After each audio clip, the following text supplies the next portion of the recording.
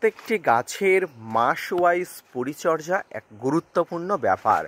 ছাদ বাগানে যে সমস্ত গাছগুলো থাকে প্রত্যেকটি গাছের প্রতি মাসে কোনো না কোনো পরিচর্যার গুরুত্বপূর্ণ পরিবর্তন আনতে হয়। আজকের ভিডিওর আলোচনার বিষয়বস্তু হলো অক্টোবর মাসে ছাদ বাগানে থাকা পেয়ারা গাছগুলোতে কিভাবে পরিচর্যার পরিবর্তন আনবেন। ইতিমধ্যে বর্ষা চলে গেছে বা এখনও টুকিটাকি কিছু বর্ষা হচ্ছে, তবে পুরোপুরি শীতের এখনও আমেজ আসেনি। ইতিমধ্যে শীতের আমেজ চলে আসার উপক্রম হয়েছে, তাই শীতের আমেজ আসার আগে অর্থাৎ এই অক্টোবর মাসে আপনার ছাদ বাগানে থাকা সমস্ত প্রকার পেয়ারা জাতগুলোতে অর্থাৎ পেয়ারা গাছগুলোতে আপনাকে কিছু পরিচর্যা আনতে হবে। এই পরিচর্যার মধ্যে অন্যতম হলো গাছের পাতাতে অর্থাৎ কাণ্ডে শাখা পোশাকায় যেমন পরিচর্যা, এবং সবচেয়ে গুরুত্বপূর্ণ যে পরিচর্যা হলো টবের মাটিতে খাবার প্রদান। তো আসুন আজকের ভিডিও থেকে আলোচনা করি ছাদ বাগানে থাকা সমস্ত প্রকার পেয়ারা গাছগুলোতে আপনি এই সময় কি কি খাবার দেবেন, কি কি উপকরণ দেবেন, কিভাবে দেবেন। আসুন তাই নিয়ে থাকছে আজকের ভিডিওটি, না স্কিপ করে কন্টিনিউ করুন।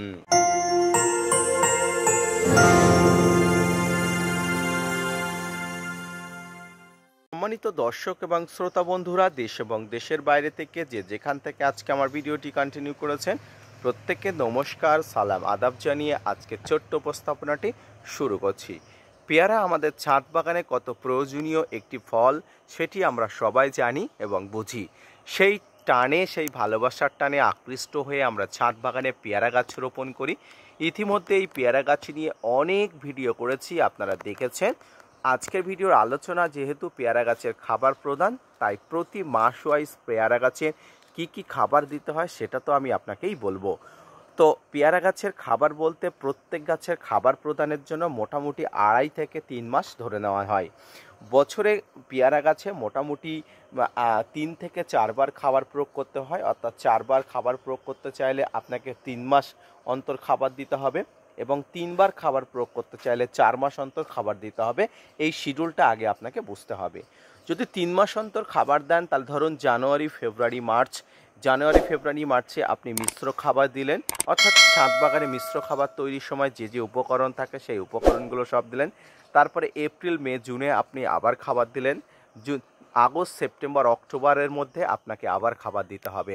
অর্থাৎ এই 3 বারের যে খাবারটা, সেই খাবারের সময় কিন্তু এখন এই অক্টোবর মাসে কি কি খাবার দেবেন।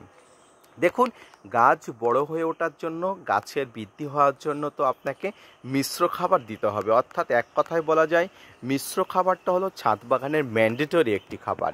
এর সঙ্গে কিছু এক্সট্রা পদার্থ আপনাকে বাইরে থেকে দিতে হবে। তো চলুন সেটাই বলবো। তো প্রথমেই আপনাকে মিশ্র খাবার প্রোভাইড করতে হবে ছাদ বাগানে।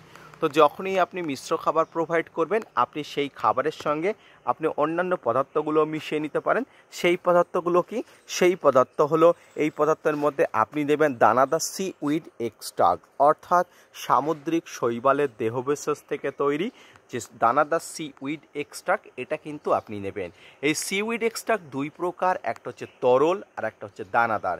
আপনি গাছের গোড়াতে খাবারের সঙ্গে সি উইড এক্সট্রাক্ট যদি মিশিয়ে নেন, তাহলে কিন্তু এটা অনেক দিন যাবৎ গাছের মাটিকে কিন্তু অনেকভাবে সহায়তা করে, গাছ বুস্টিং হতে অর্থাৎ বড় হতে সহায়তা করে। পাশাপাশি গাছের পাতাতে আপনি সিউইড এক্সট্রাক্ট যে লিকুইড আছে সেটাও কিন্তু স্প্রে করতে পারেন। এটা একদম জৈব, কোনো প্রকার ডোজ বেশি হলে চিন্তাভাবনা করার দরকার নেই। আপনি সর্বোচ্চ 5 mlও প্রয়োগ করতে পারেন, আবার 1.5 mlও প্রয়োগ করতে পারেন, সেটা আপনার একান্ত ব্যক্তিগত ব্যাপার। তবে যদি প্রতি 15 দিন অন্তর অন্তর আপনি এই সিউইড এক্সট্রাক্ট তরল যেটা স্প্রে ফর্মে পাওয়া যায় সেটা কিন্তু প্রয়োগ করতে পারেন, খুবই ভালো হয়। এক্ষেত্রে কিন্তু কোনো রকম কোনো অসুবিধা হবে না। এবং গাছের গোড়াতে আপনি খাবার দিলে যে সিউইড এক্সট্রাক্ট দিচ্ছেন এটা কিন্তু প্রয়োগ করে নেবেন।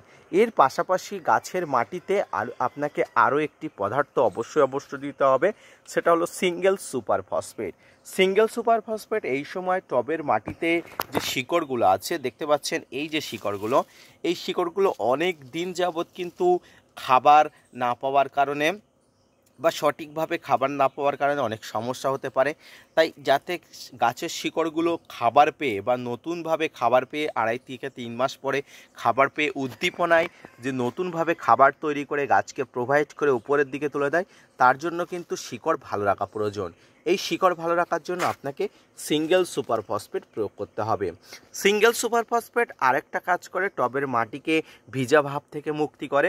তাই সিঙ্গেল সুপার ফসফেট প্রয়োগ করলে শুধুমাত্র গাছের শিকড় নয়, টবের মাটিও কিন্তু খসখসে হবার সম্ভাবনা থাকে। যেহেতু শীতের সময় অর্থাৎ শীতের শুষ্কতার সময় সিঙ্গেল সুপার ফসফেট প্রয়োগ করা যায় না, এতে মাটি ফেটে যাবার সম্ভাবনা থাকে। তাই অক্টোবর মাসের শুরুতেই অর্থাৎ খুব শীত পড়ার আগে আপনাকে কিন্তু সিঙ্গেল সুপার ফসফেট প্রয়োগ করতে হবে। সিঙ্গেল সুপার ফসফেট যারা পান না বা যাদের কাছে নেই, তারা কিন্তু এসএসপির পরিবর্তে কিন্তু আপনারা ট্রিপল সুপার ফসফেট আপনারা প্রয়োগ করতে পারেন, যেটি বাংলাদেশে অবশ্যই অ্যাভেলেবেল আছে।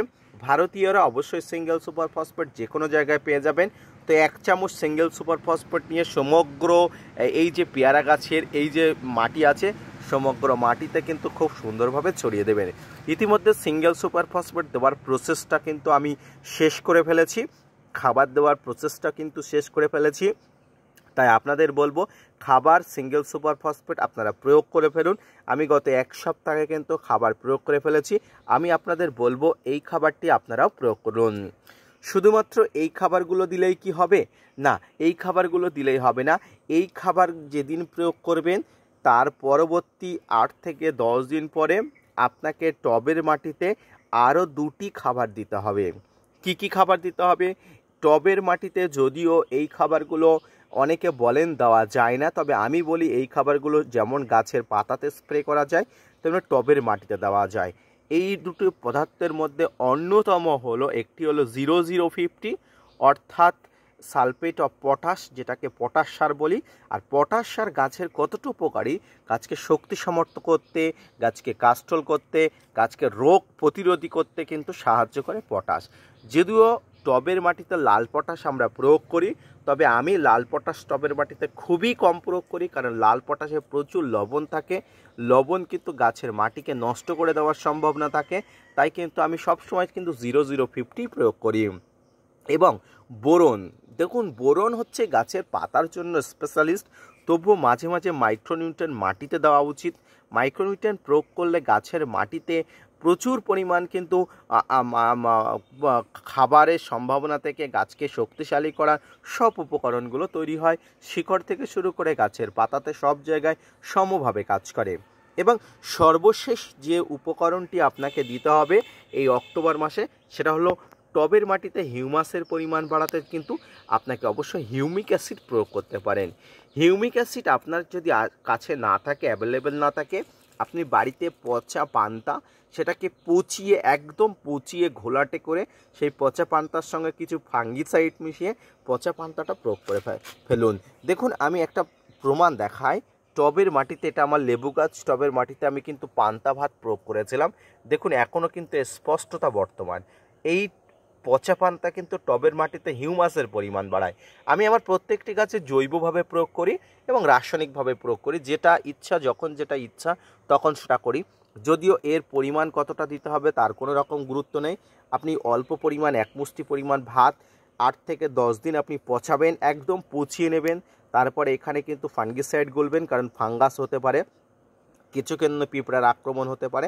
তার জন্য ফাঙ্গিসাইডের সঙ্গে মিশিয়ে নিয়ে তারপরে গাছের মাটিতে দেবেন। যারা হিউমিক অ্যাসিড এমনি দেবেন রাসায়নিক, তারা 1 গ্রাম হিউমিক অ্যাসিড জলে গুলে, অবশ্যই জলটা একদম ঘোলাটে হয়ে যাবে, আলকাতরার মতো কালো হয়ে যাবে, এই জলটা সমগ্র গাছের গোড়াতে দেবেন। এইভাবে গাছের গোড়াতে অক্টোবর মাসের শেষে, অক্টোবর মাসের মধ্যে পরিচর্যাটা করে ফেলবেন। এবং গাছের পাতাতে তো কী কী পরিচর্যা করতে হবে সেটা তো বললাম। এর মধ্যে একটা এনপিকে জাতীয় পদার্থ, অর্থাৎ যার মধ্যে নাইট্রোজেন, ফসফেট, পটাশ থাকে, সেটা কিন্তু অবশ্যই প্রয়োগ করবেন। এই প্রয়োগ করার মধ্যে অবশ্যই আপনাকে প্রতি 1 সপ্তাহ অন্তর অন্তর একটা গ্যাপ রেখে প্রয়োগ করতে হবে। অর্থাৎ যে সপ্তাহে আপনি এনপিকে প্রয়োগ করছেন তার পরের সপ্তাহে আপনাকে বোরন মাইক্রোনিউট্রিয়েন্ট প্রয়োগ করতে হবে। এবং বোরনের সঙ্গে অবশ্যই ক্ষমা করবেন 0050 অর্থাৎ সিঙ্গেল সালফেট অফ পটাশ আপনাকে প্রয়োগ করতে হবে। এই বোরন এবং সালফেট অফ পটাশ প্রয়োগ করার পরবর্তীতে যদি আপনার ছাদ বাগানের মনে করেন যে আর কিছু একবার ডোজ আপনাকে দিতে হবে, তবে দিতে পারেন, কোনো প্রকার অসুবিধা নেই। তবে এবার একটা কথা বলবো, যারা ছাদ বাগানে এই সময় পেয়ারা গাছ প্রুন বা কাটাই ছাঁটাই করতে চান করতে পারেন। আমি আমার ছাদ বাগানে পেয়ারা গাছকে এখনও পর্যন্ত কখনোই প্রুন করিনি, তাই এখনও পর্যন্ত পূরণ করার ইচ্ছা আমার ছাদ বাগানে নেই। যদিও ছাদ বাগানে গাছ বড় হয় না, যারা বলেন তারা দেখেছেন যে ছাদ বাগানের টবে গাছগুলো কত বড় করা যায়। এবং এই যে দুটি চারা গাছ দেখতে পাচ্ছেন পেয়ারা গাছ, এ দুটো কিন্তু আমরা বারুইপুর প্রজাতির পেয়ারা। সঠিক পরিচর্যাতে সঠিক সার প্রয়োগে গাছ যে বড় হতে পারে তার এক অন্যতম প্রমাণ হলো আমার ছাদ বাগানের গাছ। তো অক্টোবর মাসে এই ধরনের পরিচর্যা করুন, গাছ ভালো থাকবে, সুস্থ থাকবে। আজকের ভিডিওটি এই পর্যন্ত। আজকের ভিডিওটি দেখে যদি ভালো লেগে থাকে, অক্টোবর মাসে পেয়ারা গাছের পরিচর্যা নিয়ে যদি কোনো রকম বক্তব্য থেকে থাকে, যদি কোনো তথ্য পেতে অসুবিধা হয়ে থাকে, যদি কিছু বুঝতে না পারেন, তাহলে অবশ্যই আমাকে কমেন্টস করবেন। আমি আপনাদের সমস্ত প্রশ্নের উত্তর কিন্তু যথাযথভাবে দিয়ে দেবো। আজকের ভিডিওটি এই পর্যন্ত। সুস্থ থাকুন, ভালো থাকুন, ছাদ বাগানকে ভালো রাখুন। ধন্যবাদ।